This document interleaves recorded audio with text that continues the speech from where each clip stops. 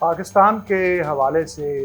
ایک تازہ اسٹڈی یہ ہوئی ہے کہ ہر 10 سال کے بعد اس کو دوبارہ سے بیک ٹو اسکوائر ون پہ لے جایا جاتا ہے۔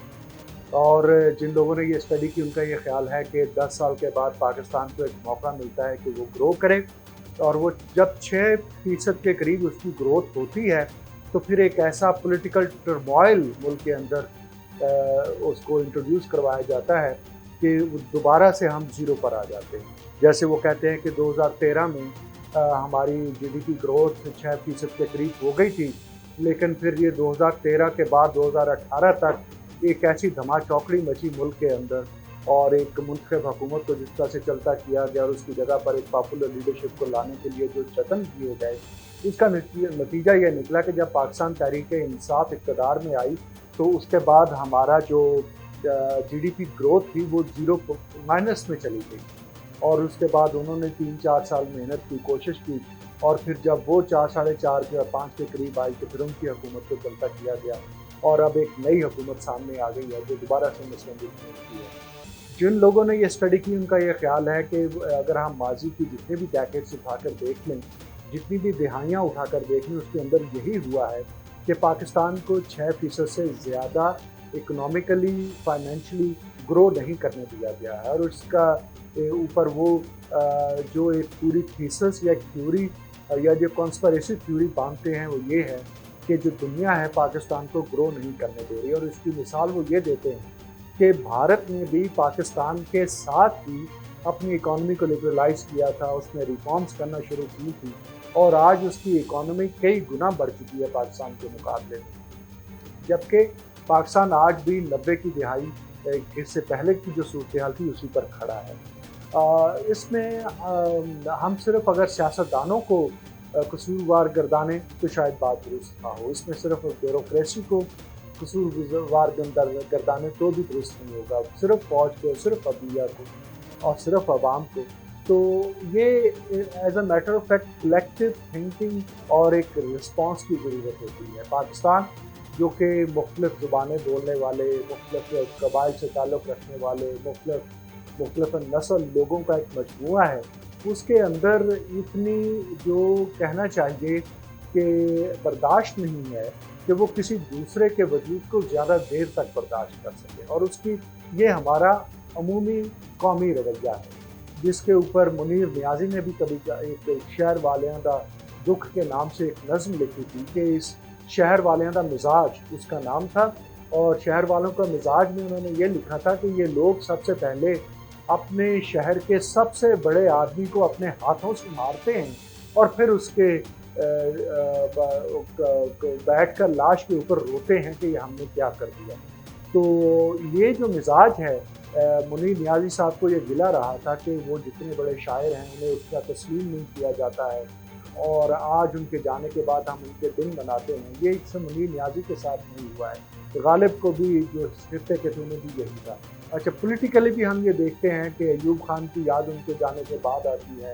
ذوالفقار علی بھٹو کتنا بڑا لیڈر تھا، ہم انہیں جب پھانسی پہ چڑھا دیتے ہیں پھر پتہ چلتا ہے۔ بینظیر بھٹو کتنے بڑے باپ کی بیٹی اور کتنی بڑی سیاسی لیڈر تھی، اور کس طرح سے انٹرنیشنل ان کا ایک امیج تھا، یہ ہمیں تب پتہ چلتا ہے جب ہم انہیں دن دہاڑے گولی سے شہید کرتے ہیں۔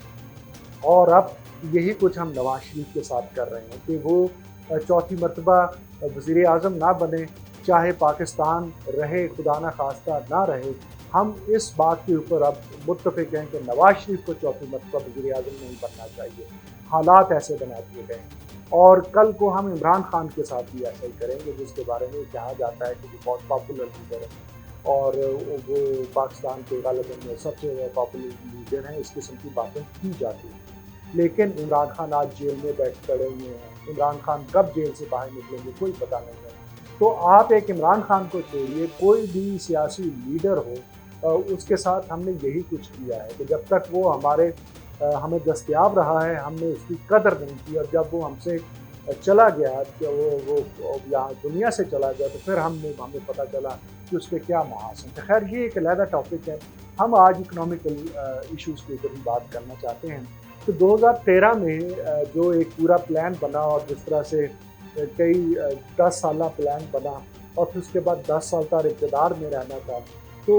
جنرل فیض حمید کا 2018 کے بعد جو یہ شوق ان کو چرا گیا کہ انہوں نے اگلے آرمی چیف بننا ہے، اور اس کے لیے عمران خان جو ہیں وہ ان کے سپورٹ کے اوپر کھڑے ہو گئے، اور دونوں نے مل کر اس ملک کے اندر اکانومی کے ساتھ وہ کھیل کھیلا کہ ہم آج تک اکنامکلی اسٹیبل نہیں ہو پا رہے ہیں۔ یعنی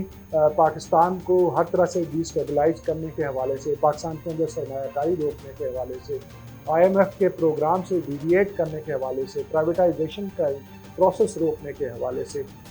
اس وقت جنرل فیض حمید نے مل کر ایون جنرل باجوہ کو کے بھی خلاف، جو کہ آرمی چیف تھے، اور آرمی کے اندر یہ سمجھا جاتا ہے کہ وہاں پر یونٹی آف کمانڈ ہوتی ہے، جو آرمی چیف کہتا ہے نیچے تک وہی ہو رہا ہوتا ہے، لیکن اس وقت یہ واضح طور پر محسوس ہوا کہ فوج کے اندر بھی دو گروپس ہیں، اور وہ گروپس بلکہ جب جنرل باجوہ کے بارے میں یہ اصولی فیصلہ ہو گیا کہ ان کو ایکسٹینشن نہیں ملے گی، تو پھر دو نہیں بلکہ کئی گروپس آ گئے۔ اگر 5 سینئر جرنیل تھے جن میں سے کسی ایک نے بننا تھا، تو 5 میں سے کم 3 گروپ پوری طرح سے متحرک ہو چکے تھے، اور نومبر 2022 تک جب تک تقرری نہیں ہوئی نئے آرمی چیف کی، تب تک اس ملک کے اندر کبھی لانگ مارچ کی بات ہوئی، کبھی بتایا گیا کہ دھرنا دے دیا جائے گا، کبھی بتایا گیا کہ دوبارہ سے جا کر اسلام آباد کا محاصرہ کر لیا جائے گا، پھر ڈی چوک کی باتیں ہوئی، پھر شہروں کو بند کرنے کی باتیں ہوئی، تو یہ سب کچھ چلتا رہا۔ ہم یہ سب کچھ بڑے شوق سے کرتے رہے، ہم یہ سمجھتے تھے کہ ایک انقلاب ہے جو آ رہا ہے، لیکن آج جب ہم اس سارے مرحلوں سے گزر آئے ہیں، تو آج ہمیں یہ احساس ہوا ہے کہ یار ہم معاشی طور پر بہت کمزور ہو گئے، اور اصل میں یہ سب ہمارا ہی کیا جا رہا ہے۔ اور آج جب اکانومی کو دوبارہ سے درست کرنے کی باتیں ہو رہی ہیں، ریفارمز کی باتیں ہو رہی ہیں، میجرز کی باتیں ہو رہی ہیں، سٹیپس لینے کی باتیں ہو رہی ہیں، تو آج ہمیں یہ فکر ستا رہی ہے کہ اس کی کاسٹ کون پے کرے گا۔ تو ظاہر ہے اس کی کاسٹ میرے اور آپ جیسے عام لوگ ہی پے کریں گے، جو لوگ سیاست کرتے ہیں، جنہوں نے سیاست کو کاروبار بنا لیا ہے، جنہوں نے سیاست کو اپنا اوڑھنا بچھونا بنا لیا ہے، ان کے لیے تو مشکلات اور مسائل آتے ہیں تو اس سے نبرد آزما ہو جاتے، کیونکہ ایک تو ان کے پاس پہلے سے انفارمیشن ہوتی ہے کہ کیا ہونے والا ہے، دوسرا یہ ہے کہ انہوں نے اقتدار میں رہ کر اتنے مسائل اکٹھے کر لیے ہوتے ہیں کہ ان کو یہ مسائل نہیں ہوتے۔ اس کانٹیکسٹ میں کہنا یہ چاہتا ہوں کہ ہماری صرف سیاستدان ہی اس کے ذمہ دار نہیں ہے، صرف اسٹیبلشمنٹ اس کی ذمہ دار نہیں ہے، میں اور آپ عام لوگ بھی اس کے ذمہ دار ہیں، جو دوبارہ سے وہی غلطی دہراتے چلے جاتے ہیں جس غلطی کی وجہ سے ہمارے مسائل پیدا ہوتے ہیں۔ تو ہم سب کو اس حوالے سے اپنا ایک انالیسس کرنا چاہیے، اور اپنے خود کا جائزہ لینا چاہیے کہ کیا ہم اس ملک کے ساتھ سیریس ہیں، کیا ہم چاہتے ہیں کہ پاکستان ترقی کرے، کیا ہم اپنی آئندہ آنے والی نسلوں کو چاہتے ہیں کہ انہیں ہم سے بہتر پاکستان ملے۔ اگر ہم یہ چاہتے ہیں تو آج ہمیں سیریس ہونا پڑے گا، آج ہمیں معیشت کی بحالی کے حوالے سے باہم مل کر آگے بڑھنا ہوگا۔ ایون پاکستان تحریک انصاف کو بھی اس حوالے سے اپنا کردار ادا کرنا ہوگا۔ پاکستان تحریک انصاف اگر پاپولر ہوتی تو اس کے باوجود کہ فارم 47 کی ایک بحث چھڑی ہوئی ہے،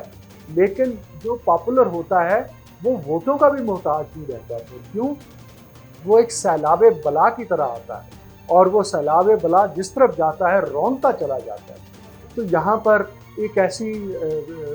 صورتحال بنی ہوئی ہے کہ اقتدار کسی کے پاس ہے، سیاست کسی کے پاس ہے، پاپولر کوئی ہے،